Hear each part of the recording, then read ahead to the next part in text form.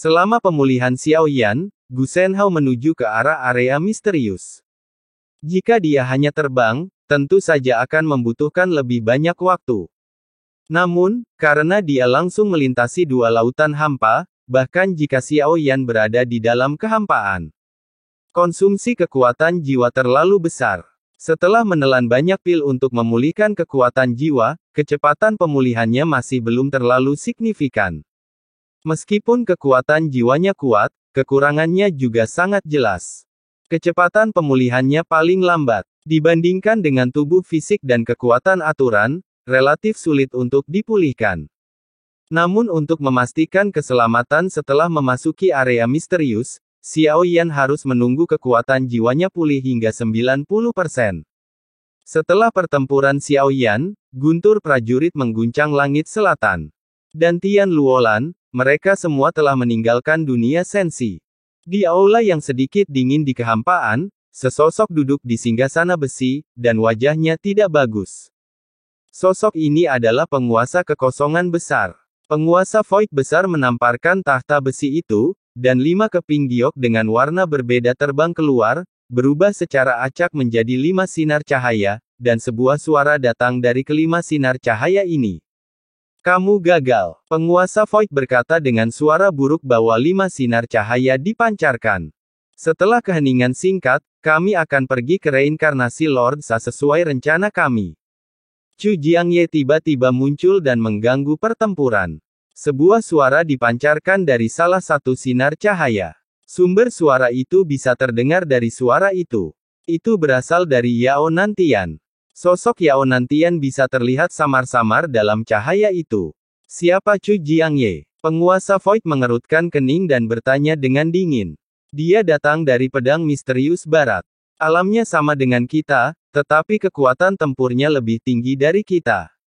Namun, dia juga pergi ke reinkarnasi Lord Sa.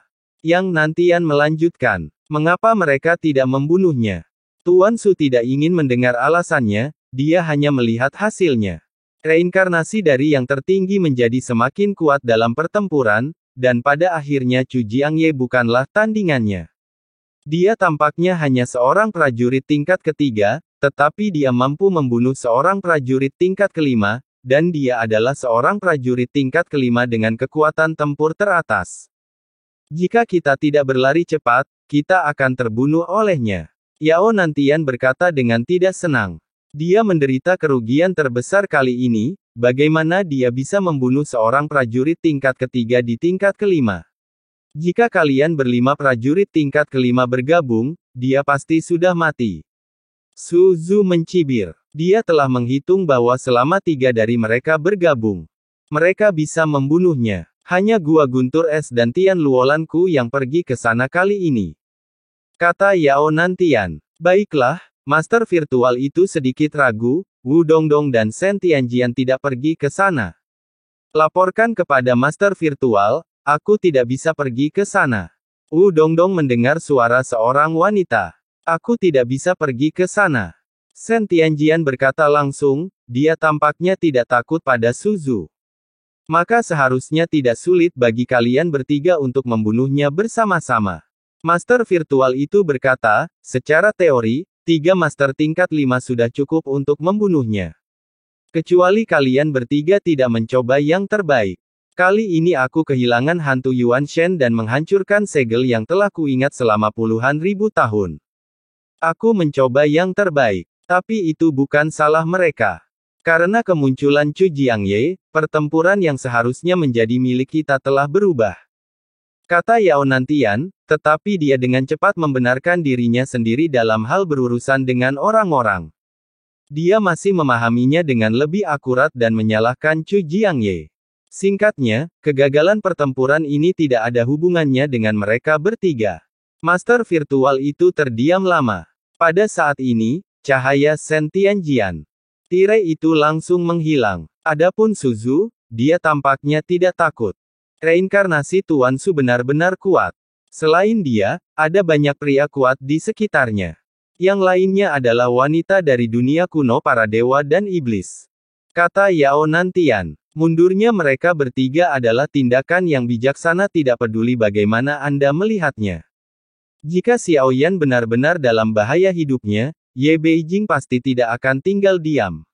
Menurut pendapat mereka, kekuatan Ye Beijing tidak lebih lemah dari Tuan Su.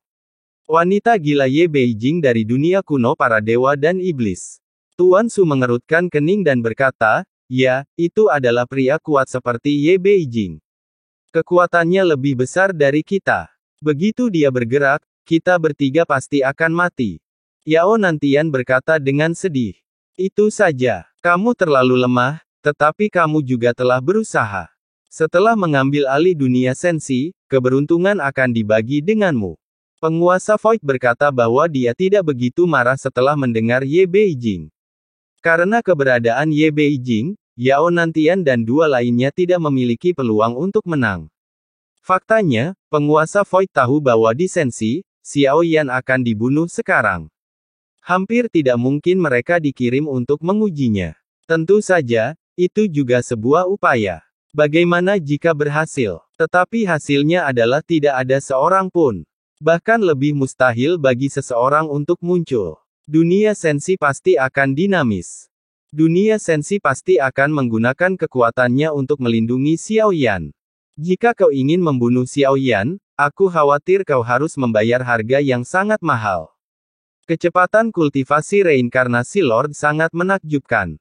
Jika kau tidak bisa membunuhnya di level kelima, kau hanya bisa mencari kesempatan lain jika kau tidak bisa membunuhnya di sensi. Jika kau berani meninggalkan sensi, kau pasti akan mati. Lord of the Void mengetuk singgasana besi hitam, matanya menunjukkan pemikiran yang dalam. Sekarang kemajuan menyerang sensi lambat, dan pasukan Taiksu yang masuk sebelumnya dimusnahkan. Dapat dikatakan bahwa semuanya telah gagal. Kemudian tangan Suzu berkelebat, dan sebuah batu Gyokuno khusus muncul di telapak tangannya. Jika Xiao Yan melihatnya sekilas, ia akan mengenali bahwa itu persis sama dengan Buk Desire yang dimilikinya. Tidak ada kemajuan dalam pertempuran ini. Bala bantuan dari dunia lain sangat lemah. Jika pertempuran berlanjut dalam waktu yang lama, masih mustahil untuk menembus penghalang dunia mereka, yang sangat merugikan Taiksuku. Buku giok di tangannya bersinar dengan cahaya, mata Suzu kosong, dan kesadaran jiwanya tenggelam ke ruang lain. Jika Xiao Yan melihat pemandangan ini, dia pasti akan sangat terkejut, dan akan memiliki pemahaman yang lebih dalam tentang alam dewa kekacauan. Mereka yang dapat memasukinya, dia bukan satu-satunya. Tampaknya selama mereka cukup kuat dan dapat memengaruhi sungai waktu yang panjang di berbagai dunia, mereka dapat memasuki alam dewa kekacauan. Itu hanya alam dewa kekacauan ini. Setidaknya untuk saat ini, Xiao Yan merasa bahwa itu lebih seperti medan komunikasi yang sangat besar. Mengumpulkan yang kuat dari berbagai dunia, dan kemudian membentuk berbagai pertemuan di dalamnya, sehingga memengaruhi perkembangan berbagai dunia. Serangan semua orang terhadap sensi adalah pengakuan umum bahwa sekarang tidak mungkin untuk menerobos, dan semua orang membutuhkan bala bantuan. 9 bahan yang sama, 9 sosok anggrek, suara-suara berbicara telah menjadi halus dan tidak dapat dikenali. Panggung batu di bawah kaki Suzu memiliki nomor di atasnya. Dia baru berada di platform batu pertama. Suara itu menyebar perlahan. Sekarang, situasinya istimewa. Jika Anda tidak dapat menembus penghalang dunianya, bagaimana kita bisa mengambil tindakan? Bagaimana membantu di platform batu kedua? Suara itu keluar, dan tampaknya menyalahkan ketidakmampuan master virtual.